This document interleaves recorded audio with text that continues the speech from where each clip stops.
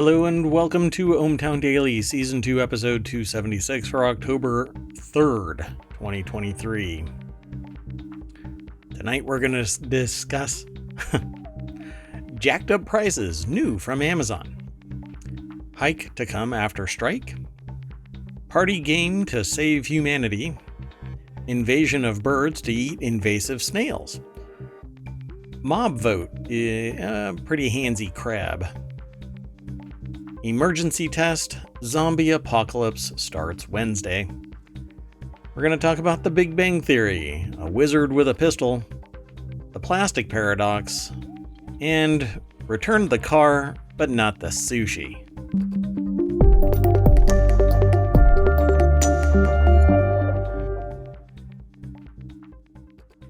So here, I'm going to turn that down a little bit. The music is a little loud for us. So I am Merwatt. That is ohmTown.com. Up there is the AI that's supposed to keep me in check, but will probably not be able to completely.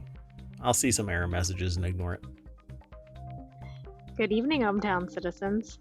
Yes, there probably will be some error messages if it's a typical episode. Oh boy. Wow. At the very top of the news over at ohmTown.com is Taylor Swift. Travis, it's Kelsey, right? Question I'm reaches not sure how to White say it. House press room. I actually was listening to that when that popped up. So, hey. Hey, you must be big when you're in the news every single day. There's even a Snopes article about an apparent song that is written or was written.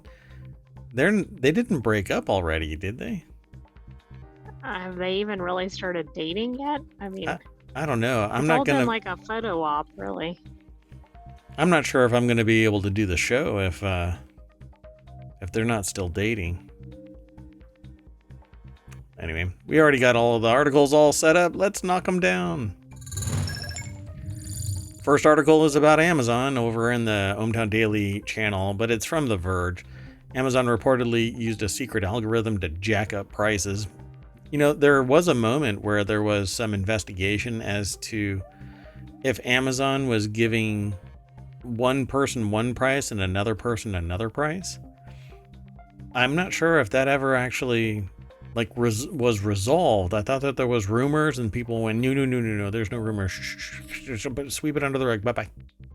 Well, that explains why I thought, haven't we addressed this before when I saw this? But I wasn't sure if it was a new angle. So the article snippet says Amazon deployed a secret algorithm to gauge how high it could raise prices before its competitors stopped increasing their prices as well, according to a new report from the Wall Street Journal on Tuesday. The existence of the algorithm, codenamed Project Nessie, was first revealed late last month in a complaint filed with the Federal Trade Commission accusing the e-commerce giant of violating U.S. antitrust laws. The FTC's public complaint alluded to Project Nessie, but the section was heavily redacted, according to the journal. Nessie could inflate prices and monitor competitors. Wait a second. Do you think it's odd that it's named Project Nessie? Because isn't that the Loch Ness Monster? I mean, it's kind of like this fantasy thing.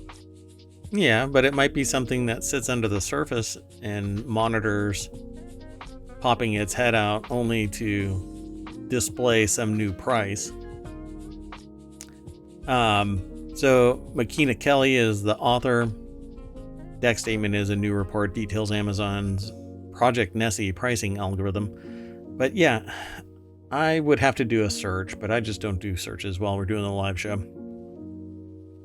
I swear they have already had this on their radar, where they were giving disparate pricing depending on who was surfing. If they detected that you had a larger budget, they would give you a bigger fee, a bigger price. Nessie allegedly helped Amazon increase its profits by artificially raising or increasing its prices across different shopping categories until the company reportedly stopped using it in 2019. So it is that. It actually is that. Yeah, and there's news about Project Nessie but more from the technical standpoint a couple of years ago. It doesn't seem to be what we're talking about. But this is a new report. Right. That's what I'm saying. Yeah, it would monitor prices from other retailers like Target would follow suit. So if the competing retailers maintain the lower price, the algorithm would automatically revert Amazon's to its normal price. So they would go over, Amazon would raise its price, and then Target would raise its price, and then Amazon would lower its price. And so not only would people do a search, but it would go, well, Target is more expensive now because Amazon would automatically lower it, where Target didn't have that functionality. It's kind of weird. It's a pump and dump kind of a thing. Nessie allegedly helped Amazon increase its profits by artificially increasing its prices across different shopping categories until the company stopped using it in 2019. So I said that right before my other comment, right? Here, I'm just repeating it. It's been around since 2019. They say they reportedly stopped using it in 2019. Well, what if they just consolidated who had access to it and it's been doing this? Or they renamed it. I know that my shopping cart changes periodically, and frequently, I would say. I have all kinds of stuff sitting there, marked as save for later. Probably several hundred items that I will probably never use, and they're actually like maybe things that are going to be sent to me again. And I just want them there so I don't have to go hunting for it. And I'll get a list of all these price changes, and it's like 10 cents here, maybe $1 there, but it is massive jumps. But is that the algorithm, or did suddenly 25 people decide that they were going to do a change? Isn't that weird? I get the impression that people are constantly changing prices just so it looks like it's kind of updated or whatever, but I also can't imagine that all the pricing changes have nothing to do with Project Nessie. But why would 25 people decide to change prices all at the same time? That's what I mean. Like, I think there is something to that. And it's probably 200 people or whatever. Those just aren't things that are in your cart. So it says in the agency September complaint, the company is accused of using a variety of methods like burying listings to deter sellers from offering products at a lower price on competing platforms. The complaint set forth detailed allegations noting how Amazon is now exploiting its monopoly power to enrich itself while raising prices and degrading service for tens of millions of American families who shop on its platform and the hundreds of thousands of businesses that rely on Amazon to reach them. This is something that we've said earlier. What were we talking about with this lawsuit that was something other than this? There was something else that was talking about the prices, or I should say their monopolistic power. Is it related to Google, maybe? I don't know if it was Amazon. Wow. I mean, this is really almost... See, it says we had to have talked about this. Oh, the state AGs, remember, went after Amazon. Right, so that must be part of this. Interesting. So the state AGs and this complaint from the FTC are parallel. I didn't connect it with it when I saw this headline. Yeah, well, I didn't connect it until I saw this, because this is identical language in the state AG statement. So, yeah. The weird thing about this is monopolistic power, it grew from nothing into what it is. So, how is it? And it also was over a long period of time. How is it that the government decides that it's monopolistic power and not simply market movement? This is what the customers want. It's not like Microsoft. Problem if Amazon has a competitor, but what is that competitor? Yeah, well, somebody needs to strike one up. Somebody needs to start from a shoebox and grow it into a juggernaut of an economic powerhouse. But what I don't want is the government to just come in and say, okay, you're too big. Let's knock you out into little pieces. Because that's just false competition. They're all part of the same house. They're just now kicked out into guest houses, just like Right, AT&T. we already saw that with telecom, right? Yes, exactly. The baby bells. Yep. And they're all reconstituted now as Verizon and AT&T Cellular. So they all just came back as the same entity. But this is all mergers and acquisitions. Amazon didn't do any mergers and acquisitions. They simply grew bigger and bigger and bigger. But didn't they buy out certain Well, like functions, Audible. or did they? Yeah. But Audible is a completely different segment. It's nothing more than the expansion to a different platform. I don't agree with mergers and acquisitions at all. But But what are that you going doesn't to do? make for a monopoly. Right. Whoever, see, but the thing about mergers and acquisitions is it's really hard to walk away from somebody saying, here's $1 billion for Minecraft. Oh, okay, I'm out. Here you go. Right. I mean, most people would probably jump at that deal. Yeah, and it isn't because, understandably. but really, what did Amazon do to benefit the customer base by acquiring Audible? Unless Audible was about to collapse, and then it I just have a hard time with mergers and acquisitions because it always ends up with prices increased and less capability, less benefit to the consumer. So, but Amazon, it simply grew and grew and grew. People loved everything that it did, and it grew. And it would get a business loan or whatever, or it would release some more stock, but it would grow and grow and grow. So I really don't have a problem with Amazon in its existence.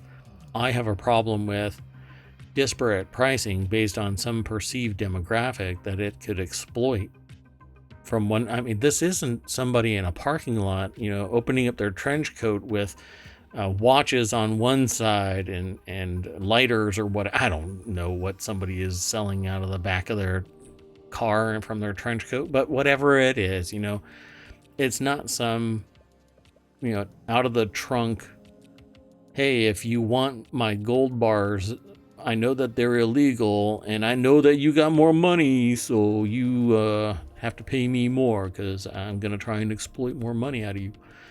That's not... This should be a legitimate retail enterprise and not be able to just walk up to somebody and go, hey, I've pulled your stock or your credit report. I know that you've got more money. I think that's screwy.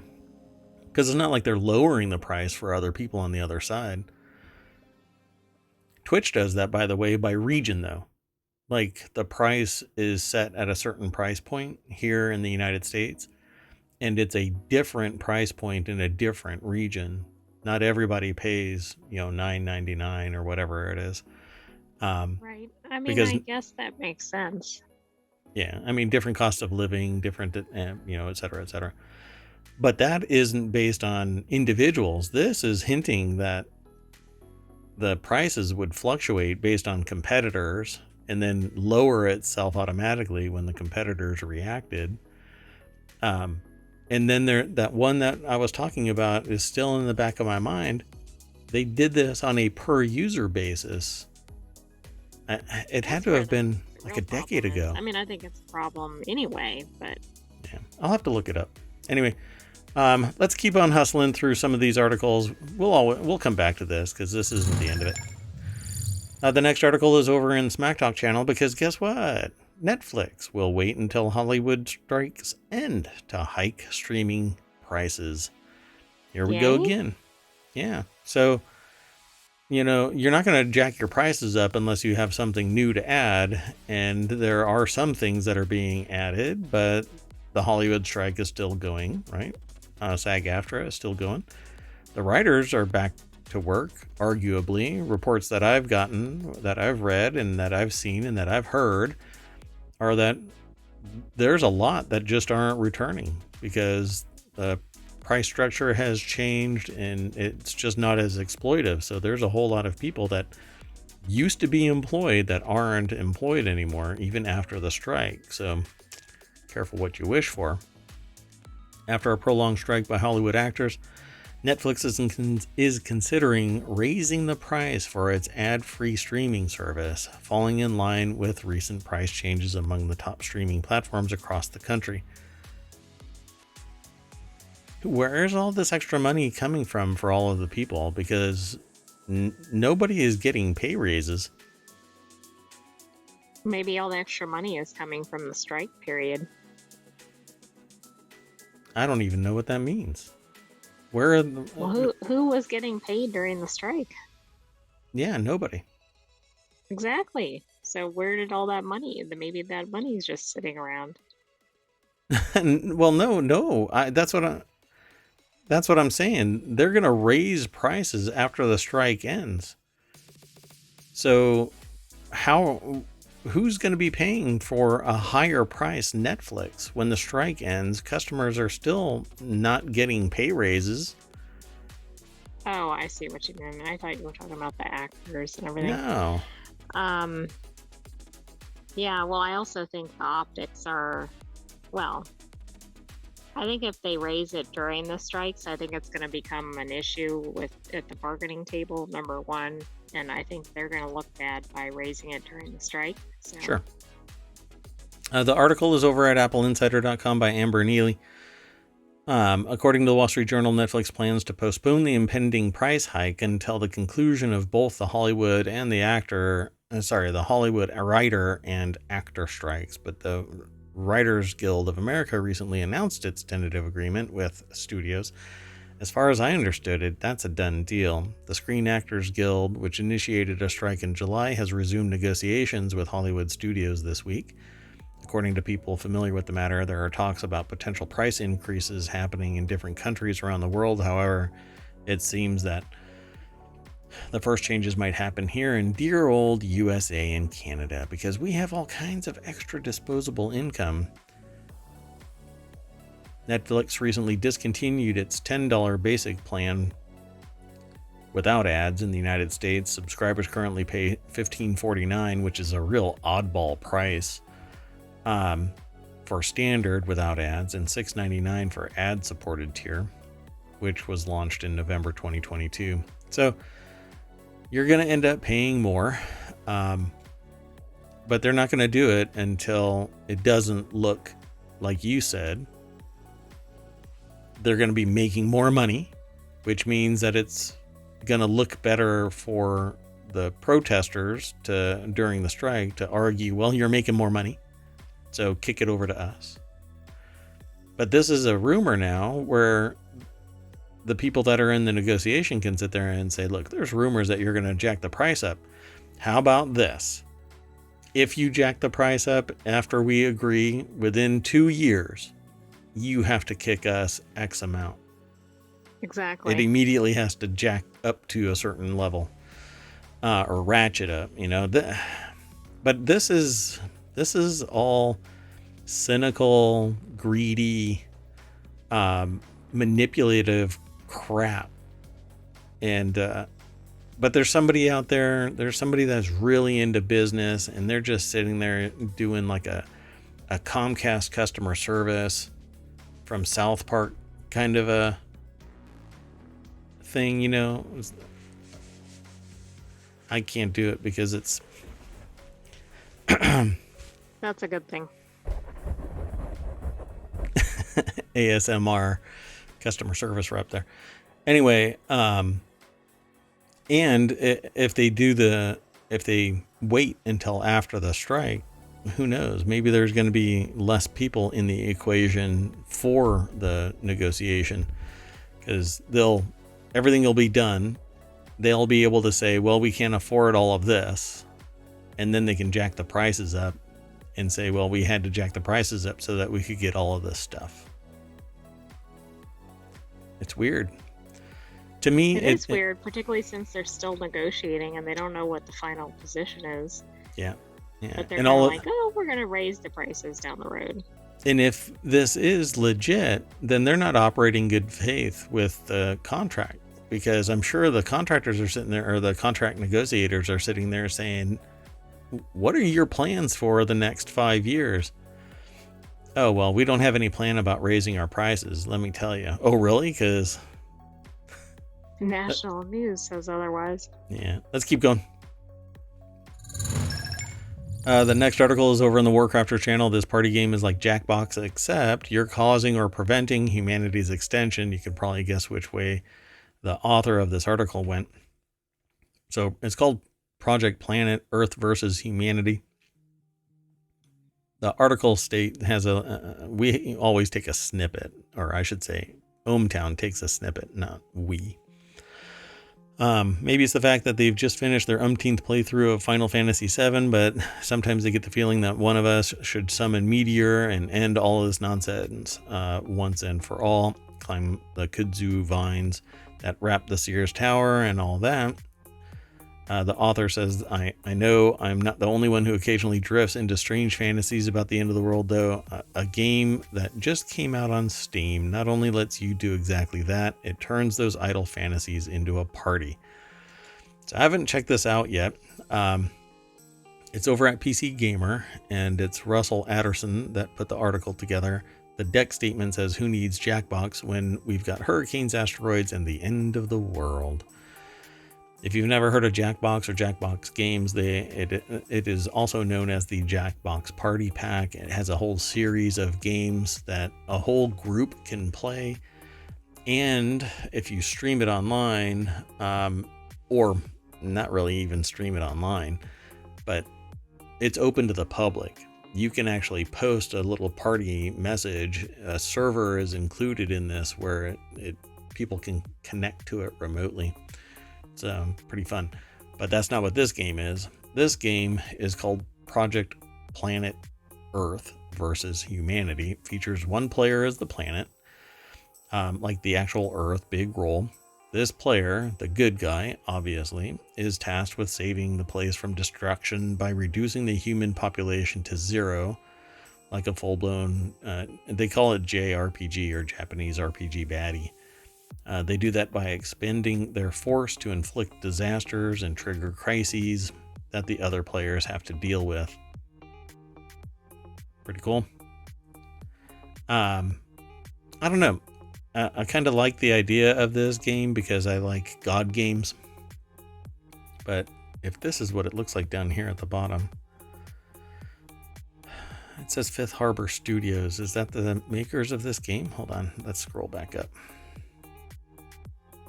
I don't even think it's set up here. Yeah, it doesn't say that up here. So the media, world leaders, and industry are all undercutting one another, trying to actually help as little as humanly possible without dooming everyone to oblivion. Yeah, that tracks. Only one player has to actually buy the game, and everyone else can plug in via mobile device, making the Project Planet a bit like Jackbox, except instead of trying to come up with the best punchline for the world's worst setup, you're trying to save or destroy the planet. And so the author actually played this for a little bit. I think that's actually this. Okay, so Fifth Harbor Studios is the developer, and it's in the Steam store for $24.99. Interesting. But, interesting. This is what the game looks like. Oh, yeah, this actually has motivated me to actually get it, so maybe I'll take a look at it and see. Maybe I can play this on stream. I don't know, this weekend. I've got an event all day Saturday, so we'll see. I don't know. I can't make any promises with this one, but it looks like a fun game, and only one person has to. It is that game. Okay, so only one person has to buy it, and then the rest can tap into it from remote via their phones. Pretty cool.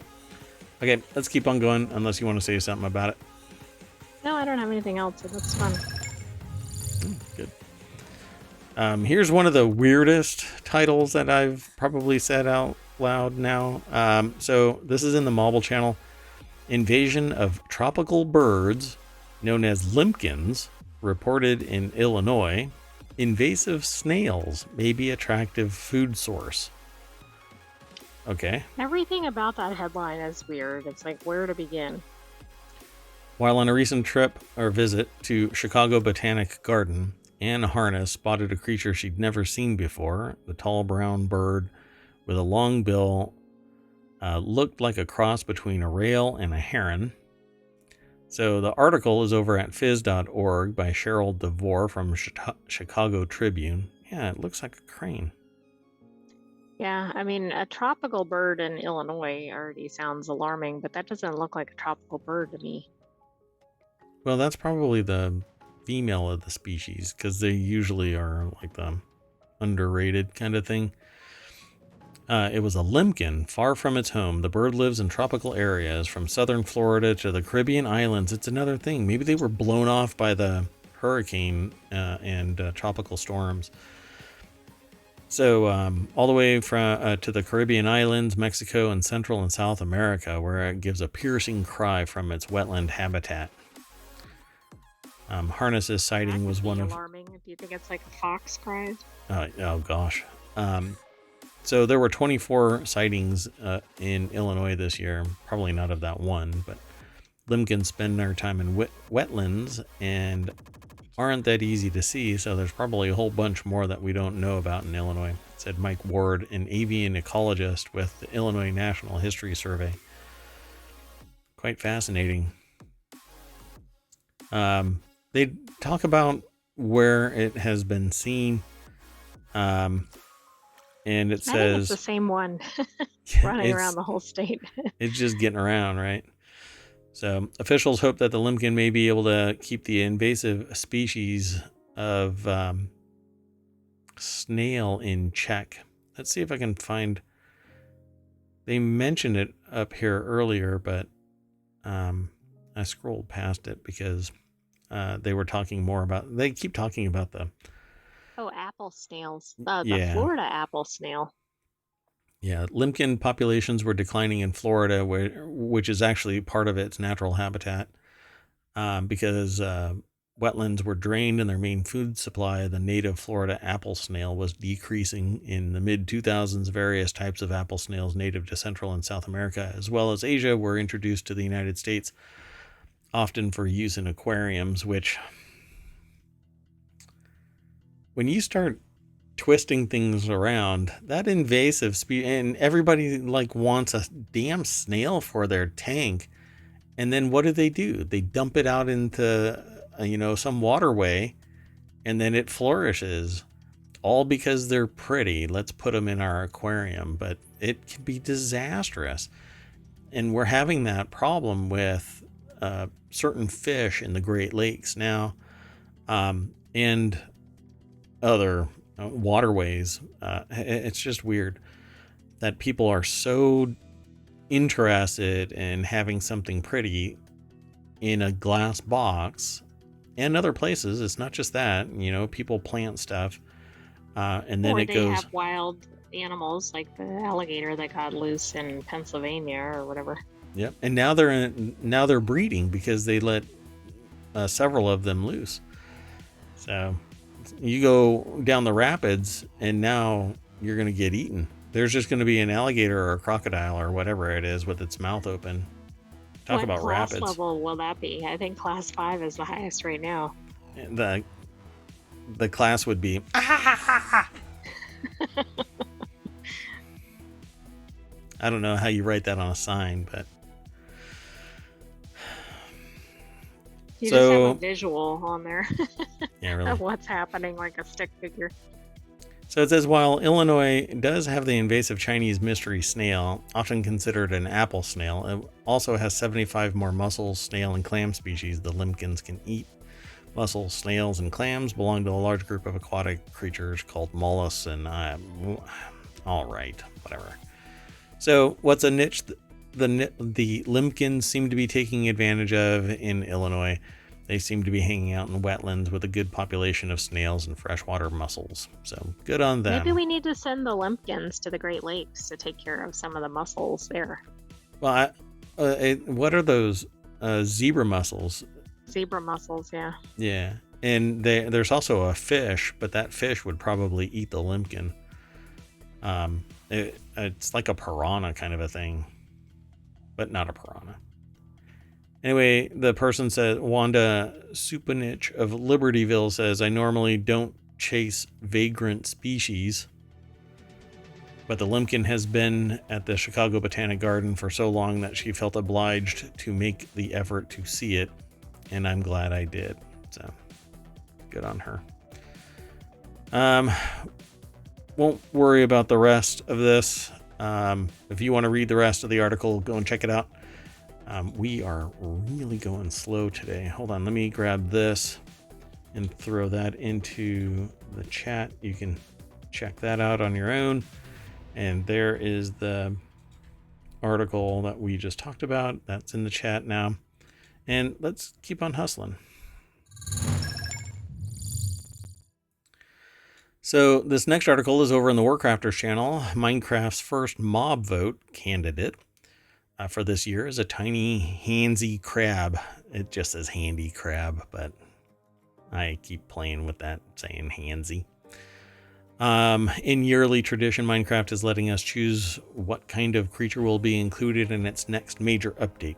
The mob vote is back for 2023. Ahead of the yearly Minecraft live show on October 15th, we'll be able to cast our votes on 3 different mob hopefuls, which Mojang or Mojang, depending on where you are and how you want to pronounce it, I suppose, has begun introducing today. So let's look at the mob vote. It's over at PC Gamer. Lauren Morton is the author. I now have 8 installs of Minecraft sitting on my main machine here, my gaming machine. That seems like a lot. For somebody who loads them up and kind of doodles around in the world and then deletes the world and creates a new world, and I don't spend a lot of time playing it, it just seems like a really neat place to hang out for a short time and then just wipe it out. Yeah, that is a lot of installs. But it's really one main install, and then the loader throws in different mods. Anyway, we'll be voting for our next Minecraft creature again this year, and the first contender is a crab. So I am going to hit play. I don't know how long this is. I didn't really watch it. I don't know if they've got a shorter picture of it. I think that's what it looks like right there. Yeah, we'll just do that. I'll let you go and check out this article. Here, hold on a second. By the way, you'll have to adjust for your particular time zone, but it'll be on October 15th at 1 p.m. Eastern. Oh, gotcha. And it's part of the Minecraft 1.21 update, as far as I understand it. They're on 1.20.2 right now. So the first potential new mob is the crab, which lives in the mangrove swamp biome. Mojang says, or Mojang, I don't know. I might as well just say Mojang. More people say that than Mojang. Mojang says the crab claw, presumably possible loot from killing crabs, will help players place blocks further away from themselves. So it's like one of those long pole grabby hooks then. You know, the little things to pick up trash from a distance. Right, or like an arcade machine. What? Where you pick up the stuffed animals. That dead air is actually Marawatt brain shutting down. What? Not the little claw arm thing. Is that what you're talking about? Yes. No. It's a stick that when you squeeze the handle to grab trash or whatever. Yeah. Okay, I'm gonna have to work with the AI. Sentient AI. So anyway, so it's like one of those long pole grabby hooks, not the little machine oh my god. Anyway, they imagine it'll help build focused players from like me complete projects without running about to different sides of our scaffolding while working on roofs and other details. I love the idea of plans in Minecraft where there are things that are already pre-built and you can just plop them down there and then walk around and place blocks. If I can have a crab that follows that design and I can just throw a bunch of resources into a box and tell the crab to go do that, perfect. I'm on board with that. I don't know if I would ever be able to turn that into like a playthrough or something like that. There's a lot of people that do these movies that just build like crazy. I want to watch this, but I'm going to encourage you to go and check it out and then wait for the other two mobs, or maybe just one mob. I don't know how many they're going to release this year for the vote. I think last year it was 3. To wait for the other two. Yeah. Yeah. So Mojang will be announcing the other 2. Oh, it says other 2, so 3. Ha ha ha ha. I guess it pays to read the entirety of the article, which is what you should be doing, because I'm going to move on to the next article. Because it's Halloween, and Wednesday we're going to have a zombie outbreak, according to conspiracy theories that spread like wildfire ahead of the emergency test, which is also being done by Russia at the same time. Yeah, that was another article in ohmTown today. I find that fascinating. I didn't read about why that is, but well, zombie conspiracy theories spread like wildfire ahead of emergency test. So tomorrow at I think 2:15 or 2:12 or something. 2:20 p.m. Eastern. Oh, 2:20 p.m. Eastern. Okay. There is going to be a nationwide test. Everything that can receive an alert is going to receive an alert. So if you have a smartwatch, a smartphone, smart TVs that are connected, alarm systems, computers that might be connected to an alert receiving thing, there, like different institutions actually have alert programs that are installed on every single machine so that you can receive national alerts. So like government agencies might have this that takes place. Academic institutions will be part of this. Just every computer that you can think of might get an alert. Get multiple alerts at the same time. Please don't be driving at 2:20 p.m. Eastern tomorrow because somebody is going to freak out. Lose their mind, yeah. So radio is going to do it. Just everything. Just assume everything is going to go bonkers. So if you've ever walked into a clock shop at noon and then walked out immediately with a migraine, that's probably what's going to happen tomorrow.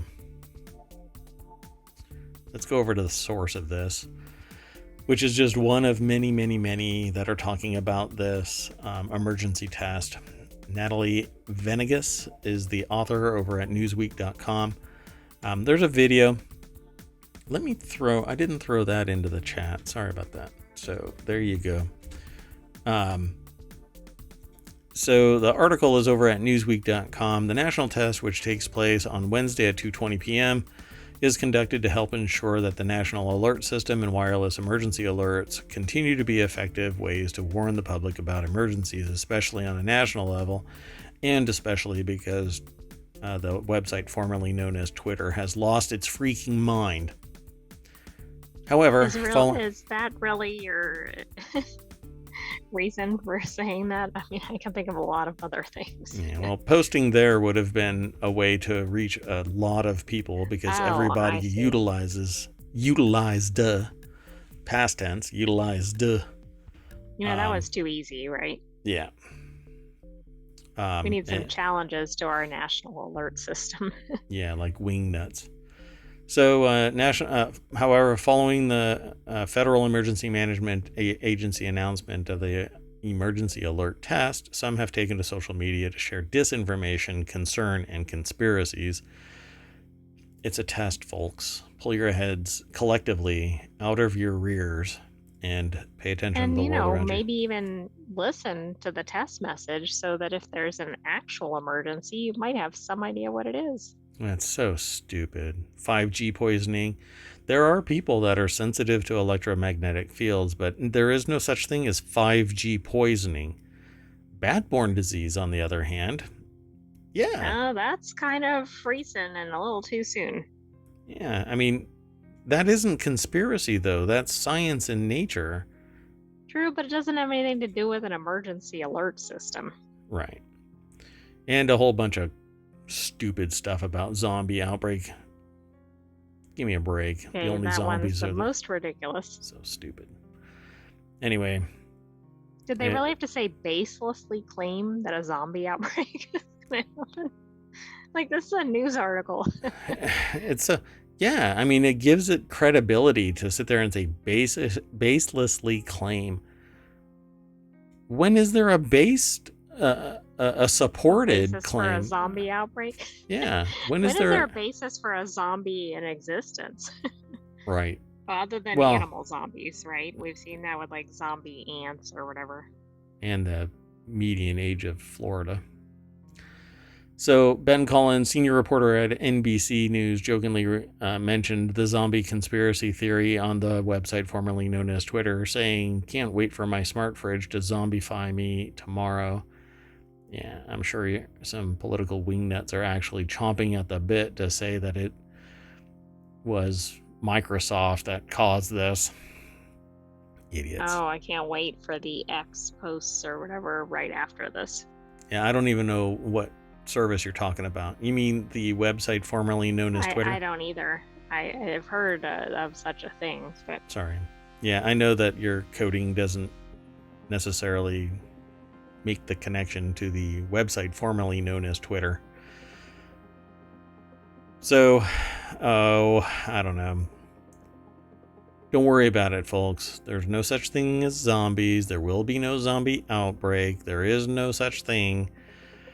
You're not going to get a combination of vaccines that causes it. 5G poisoning isn't going to cause it. Bat-borne disease. How are you going to get a vaccine through your TV or whatever? That's so stupid. Anyway, well, they're doing this because the combination of vaccines are going to create zombies, and we have to have a zombie test. Just limber up. Get your steps in. Eat healthy. Lower the amount of sugar. That way you can run from the zombies. Exactly. Yeah, I just have a real problem just acknowledging this, other than the silliness that it is. Zombies are sci-fi. Nothing more. Let's go. This next article is about Big Bang Theory. Apparently, because Jim Parsons lived in Texas, had a Texas accent, he kind of lifted up that character. But Parsons wasn't really into the character in terms of like that way of thinking and various other things. Failed science and stuff like that.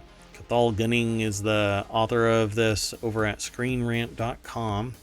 The deck statement says Jim Parsons repeatedly proved he was perfect for the role of Sheldon Cooper, but one fact made his casting in The Big Bang Theory even better. He was from Texas, and that's where Sheldon Cooper was from. That. Yeah. And just full disclosure, we're actually watching all of Big Bang Theory again. I thought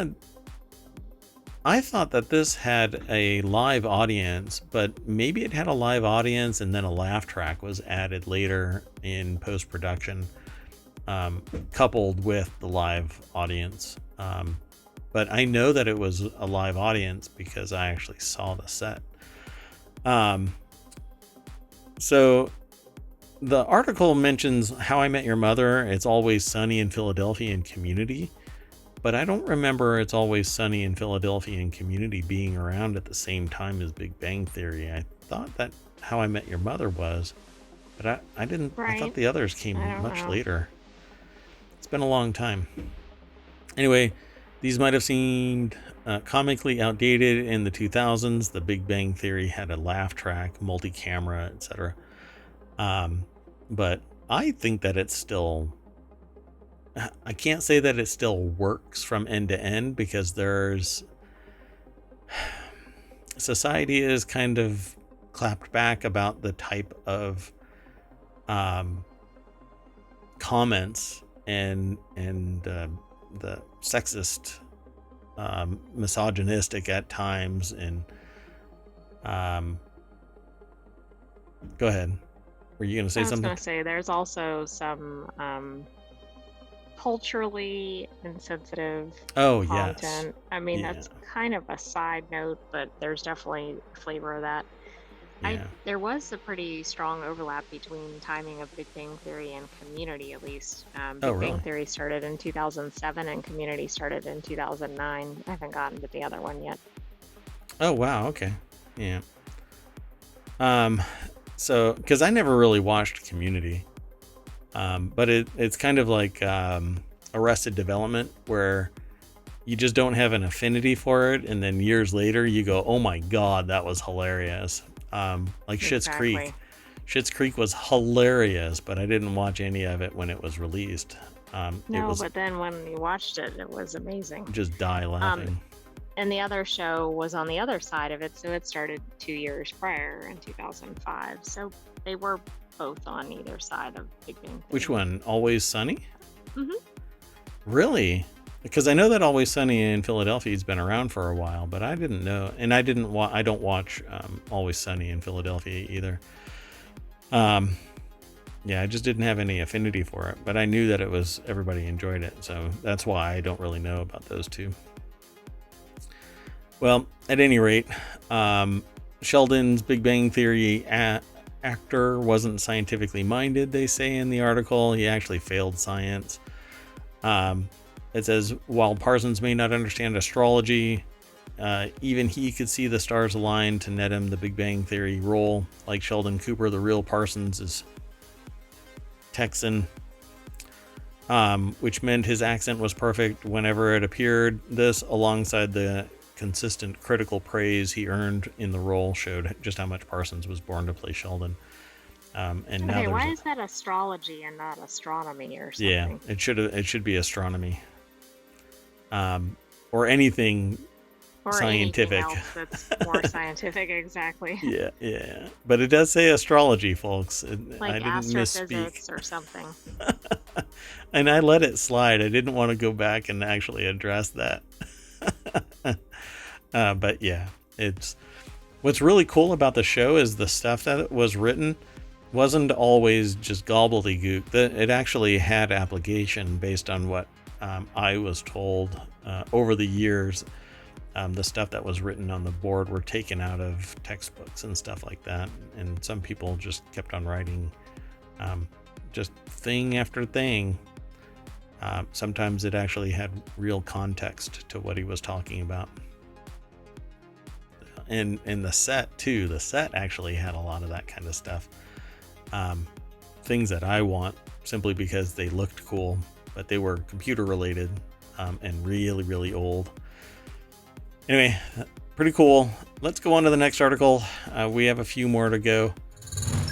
This next one is over in the continuity report. Ghost Rider gets the villain he deserves in the Infinity Stone's most underrated wielder. This is actually about one of the comics. Ghost Rider Annual 2023 #1 Ghost Rider is easily one of the most overpowered Marvel Comics characters to date. So it would make sense that one of his villains would be someone strong enough to have wielded the Infinity Stones in the past. So Ghost Rider is ramping up to become an MCU character. And so there's a lot of talk about Ghost Rider hitting the big screen and getting integrated into MCU. Has it only been a comic to date? No, it's been a movie. And kind of a cult following. But we'll get to it. Spencer Connolly is the author. The deck statement says Ghost Rider has been sorely lacking a proper villain in his comics, but not for long, as his new nemesis was once a wielder of the Infinity Stones, and you basically have to be a demigod or god to wield the Infinity Stones, or have some serious tech to manage the power within. Well, it says Ghost Rider faces a formidable opponent in the Hood, which basically he is basically a magic wielder wizard with a gun. So kind of cool. There is actually a game coming out called Wizard with a Gun. The title of this segment is Wizard with a Pistol, because that's what they call them, pistols, not guns. Who have proven himself worthy of wielding the Infinity Stones and possesses pistols that can harm supernatural entities. The Hood is after a mysterious artifact of power, and the danger is amplified by his ability to wield artifacts and his unique challenge to Ghost Rider with his supernatural guns. Because as a mortal, he can be wounded, but when he becomes Ghost Rider, he has to be, you can't kill him. He's basically death. But since he has supernatural pistols, he could probably, there's a movie where there are people that are, what do they call them? Oh, what is the name of that? It's like a B movie where they get sent to bring people who haven't gone to heaven or hell back from. Is it a show? It's a movie, and we've watched it a couple of times actually. They're basically police. I was thinking of The Good Place. No, not that. No. It's a movie where they're kind of like, one is a sheriff from old-timey sheriff, and the other one becomes his partner. And what is it called? I know the movie, but I can't think of the name of it. And it's an acronym. The name of the movie is an acronym. Doggone it, I hate when my brain does this. Anyway, the Hood is a perfect adversary for Ghost Rider, providing a much-needed challenge for the powerful superhero and promising an intense showdown in the upcoming conflict. That's all in the article, which you can follow to if you click on the link in our chat or in the show notes. It'll take you through ohmTown. So Parker Robbins. RIPD? Yeah, Rest in Peace Department. They basically have these supernatural guns that can kill. What do they call them? Not deadites. That's from something else. Anyway, don't worry about that. So, because Ghost Rider is so darn powerful, they're bringing out a bigger gun, literally, to try and challenge Ghost Rider, but there's nothing that's going to kill Ghost Rider. Maybe Parker Robbins, aka the Hood. The Hood is a master in the practices of mysticism and the occult, and he also usually wields pistols that can shoot bullets capable of hurting and even killing supernatural entities. However, he wouldn't reach peak power until he began his quest to collect every Infinity Stone. After Marvel Comics' Siege event, the Hood acquired the Reality Stone upon learning that it had been left unguarded on Earth following Black Bolt's death. So these are all part of the canon of the Marvel comic universe. But Ghost Rider is said to be coming to the Marvel Cinematic Universe. And I think Ghost Rider is awesome. So we'll see. They show some cells from I don't know if it's the full comic, but I won't go through it all. You can follow the link and check it out on your own. You want to go on to the next? Sounds good. So this next article kind of riffs off of a previous message that we've been talking about, which is about plastic. It's in the Marble channel. The plastic paradox. Some cleanup technologies do more harm than good, according to researchers. The ever-increasing problem. I'll be okay. Of plastic. Yeah, of plastic.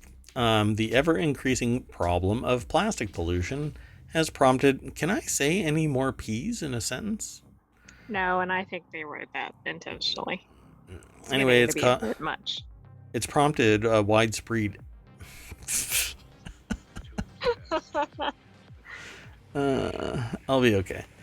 Widespread efforts to combat it through innovative cleanup technologies. These advancements, however, often seen as the silver bullet to solve our plastic crisis, my God, sometimes do more harm than good. So let's go over to phys.org. This is Jannik Falk Andersen, the Norwegian Institute for Water Research, or NIVA. It's over at phys.org. This plastic cleanup paradox is addressed in a recent publication in Environmental Science and Technology, where a group of stakeholders representing different perspectives were brought together to discuss this pressing issue. The consensus emerging from the dialogue is clear. Cleanup technologies must be regulated within the framework of an international plastics treaty to ensure that they genuinely benefit the environment. In other words, we must adopt a philosophy of clean it up, not mess it up. Oh, how pithy.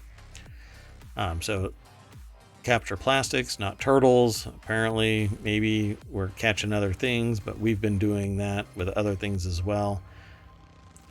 So why the caution? When we target litter, we obviously encounter ecosystems teeming with life. Dragging a net across the ocean to capture plastics may unintentionally trap the very organisms we aim to protect. There are different ways of capturing whatever. And what needs to take place is somebody needs to be on the deck of these contraptions that go out and scoop up all of the plastic and then just return life to the ocean. But that's when it gets expensive. Not everybody really enjoys doing that for months and months out in the ocean. But beware the nurdle problem. I'm sorry? Is there something in there I was amused not by that, but just what was ahead. Oh, really? Yeah. Oh my goodness, really? So it says here in the article, moreover, the effectiveness of a technology at one place may be impractical in another place. Consider the case of the cleanup equipment supplied to the Sri Lankan government following the Express Pearl disaster, where plastic nurdles inundated the environment. Sounds like a Harry Potter infection. This technology was designed for dry surfaces, but the nurdles had seeped into wet substrates so that the equipment was inadequate. The lack of funds and capacity for repairs meant that the manual cleanups were more cost efficient.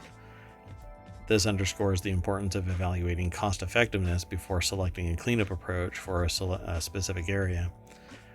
But you may need a more nuanced cleanup procedure where some of it is offshore, some of it is onshore. You can't just one shop fits everything.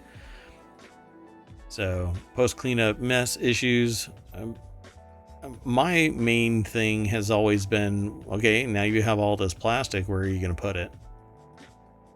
If you drag it onto land, it's going to decompose into the land. So, and it's going to take thousands of years because it needs to weather into oblivion, or it needs to be shredded and turned into a brick somewhere, but then it actually does microplastics continuously. It's basically the, I guess, non-radioactive version of nuclear waste. Right. There's no real good solution for it to date. Yeah. So how to maximize impact of cleanup technologies. Efforts to reduce litter in the environment, including the use of cleanup technologies, hold great promise. However, we must consider how to harness their full potential. That is all mumbo jumbo. If you're going to clean up, then you better take into account just what damage you're causing during the cleanup process. And also what you're going to do with the cleaned up material, and what the cost is compared to doing something simpler. Yeah. I'll continue to worry about plastic. I'm slowly trying to wean away from plastic, but you just can't get away from it. I mean, you put hardwood down. You can't even turn around without running into something plastic if you're in a house or an office or whatever. Yeah, you put carpet down and there's some substrate on the back of the carpet that has plastic. You put hardwood down and there's an underlayment that has plastic in it. You it never ends. And I have yet to find a way for me to test, if everything is sheeting off little bits of plastic. But any little bit, could be disastrous. So, to ensure we make the most of these efforts, we advocate for the implementation of guidelines and regulations related to cleanup technologies with the International Plastics Treaty. That's what the author is saying. What I want is a solution for microplastics, and I think it behooves fundamental science research to be approved by various governments, anybody that's capable of finding a solution for stopping what will eventually be a scourge of microplastics in the ecosystem. So it is a serious health risk. Want to go on to the last article? Sounds good. Our last article is in the Mobile channel. It's Cooler, right? Isn't that how you pronounce that person's name? I thought it was Cooler. Henry Cooler. Queller, maybe? Queller? No. I don't know. Democrat from Texas suggested that the worst part about... the title of this is Queller. On worst part of carjacking, they stole my sushi. I like that. So Rep. Henry Queller, Democrat from KR. Texas. Huh? Or KR. KR? Maybe. We don't know how the L is pronounced. The L's are pronounced. Oh, yeah. It might be. Yeah. Doggone it. I don't know. I'll have to watch an interview so that I can find out phonetically, and then I won't make that mistake again. Anyway, they were carjacked, and they suggested that the worst part about being the victim of an armed carjacking in Washington, D.C. was the assailant stole his sushi. Yeah. Queller, who appeared to be in good spirits on MSNBC interview with Jose Diaz-Balart, said that he tried to remain calm as three young men came up behind him with guns as he was leaving his car to go to the Navy Yard apartment in Southeast D.C. He said that he handed over his car keys to the young punks with guns, which was the name of my college band, who then drove away without injuring him. So the article is actually over at The Hill. Lauren Sforza is the author of this. Did I just throw that into the chat? No, I did not. So what's the takeaway here? Do not put yourself between your life and your property. And don't put your life, don't put your life between your car and young thugs with guns, which again is the name of my college rap band, cover band. So again, Lawrence Forza over at The Hill put this article together, and they talk about what went down. And he said that he noted that his car and phone were returned shortly thereafter, like a couple of hours. He said that he had a gun pointed at me, looked to the other side. I don't know what that is. Weird lyrics, I guess. There was another one with a gun pointed at me. I looked behind me. There was a third guy behind me, and I said, sure. You got to stay calm under these situations. I gave him the key and they took off. And then within minutes, both the Capitol Police and Metro Police were there.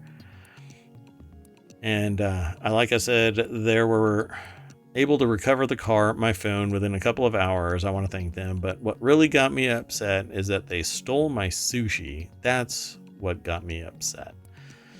So apparently they didn't return the sushi, or he wouldn't eat it, because that's true. The chain of custody was broken, so you have to question everything. DC is kind of a hot zone right now. I don't know if it's ever been particularly safe across the board, in the environs of DC.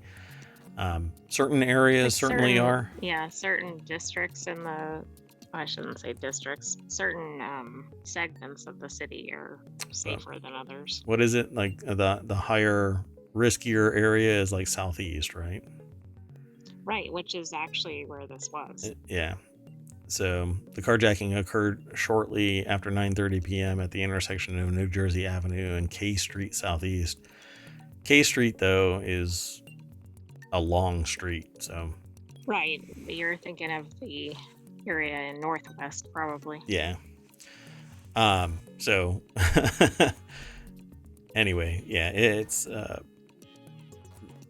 is a microcosm of society from extremely affluent to destitute. I mean, the whole spectrum is in a very tiny area, and sometimes they crash into each other, which, I just have a problem with the idea that people need to, because of their situation in life, people have chosen to commit crimes because they, at that point, don't have any other option, survival wise, because what are they going to do? Turn to their friends and say, I'm not going to do it. Well, they've got guns and I've got a gun, and it could cost them their life to confront.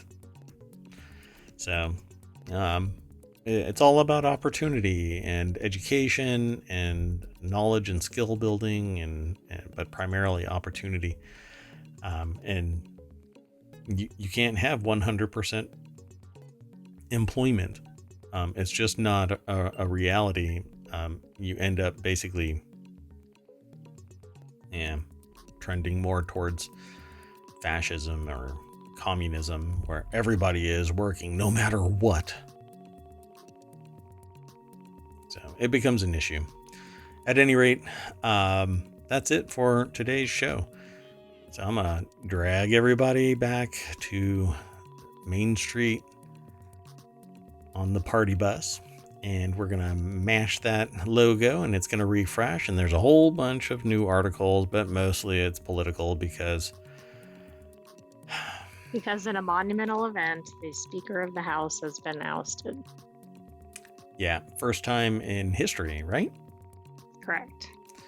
And I listened to the interview of Kevin McCarthy right before the show. It was actually ongoing when the show kicked off, because he started his thing at 7:30 Eastern. And he's basically capitulated, like, okay, well, they don't want me there, so, and it's only a few people that are causing this, but he is actually part and parcel to the problem, because in his zeal to become Speaker of the House, he gave them that power, and now it's there. So every beep, fart, and whistle can basically bring down the Speaker of the House. Although, I suppose the new Speaker of the House can invalidate any of those previous agreements and say, it's a new Speaker of the House. The weirdest thing about all of this is that the Speaker of the House is the chain of responsibility for the country. So it's the president, vice president. Right, in the succession line. Yeah. And then Speaker of the House, right? Yes. So I have a problem with what amounts to a garage sale type of situation where anybody can stop the chain of succession and the security apparatus that's in place for continuity of operations of government. So right now... Well, that seems like that'd be a good constitutional challenge, because if it's so critical, maybe it should be less malleable. That's not the right word, but basically able to be changed. Yep. Yeah, I certainly agree, because if anything catastrophic happens right now, there is no Speaker of the House. They still have to vote. Right, and I know you're talking about like major events, but I'm even just thinking about normal government operations, because it's going to be quite difficult to pass a continuing resolution or appropriation bill without a Speaker of the House. Yep. Basically everything comes to a halt. So... And they're taking a week off. This is all beyond the scope of a normal ohmTown Daily show. But if you are interested in talking about this and other things, primarily other things, please, I'm happy to hang out and chat about these things. Oh, cool! Look, Cool Runnings director battled Disney over Jamaican accents. Told cast he'd get fired if you don't sound like Sebastian the Crab. Oh. God. That's not good. That's disappointing too, because I like the movie Cool Runnings. That's just, wow. Anyway, all kinds of stuff are coming, folks. So stay tuned, and thanks for hanging out. If you're in chat, thanks.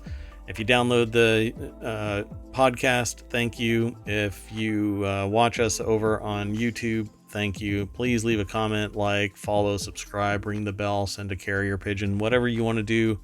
We're here to talk and hopefully entertain. So I'm Mayor Watt, that's ohmTown.com, and up there is the Ring of Sentience. Good night, ohmTown citizens. We will see you tomorrow at 8 p.m. Eastern. Bye-bye.